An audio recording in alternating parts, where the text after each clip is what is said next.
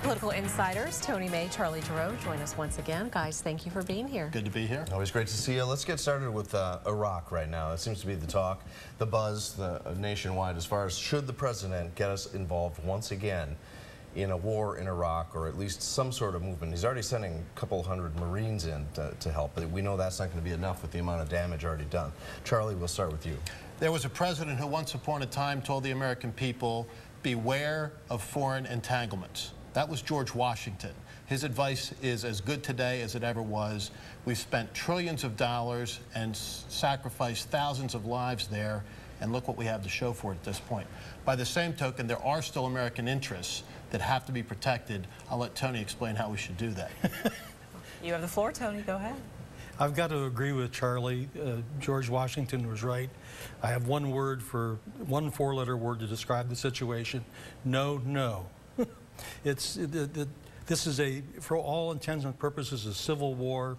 These people have religiously based feelings that they're fighting over right now. If we go in there, we can stand between them and keep them at arm's length, but once we leave again, after 8 or 10 years, they'll go at it again. But this is a hopeless What about situation. the threat against the U.S.? And that's the big thing that's coming up now. I have never thought that wait and see was a good strategy for anything.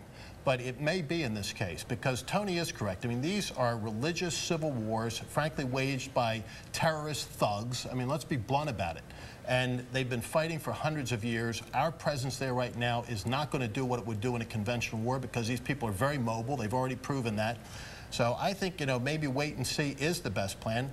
On the other hand, I understand and recognize that having those folks in control of a piece of land the size of Pennsylvania with clean passports and terrorist notions is a very dangerous thing for the U.S., and I do believe we have to protect those interests. And they're saying that ISIS, this group, is worse than Al-Qaeda, and so there is a significant threat. Well, we want to take a little bit of time, though, to weigh the value of this information.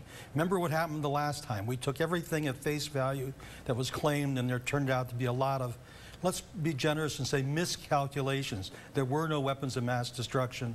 They weren't purifying uranium. There were a lot of things that weren't going on that we thought might be.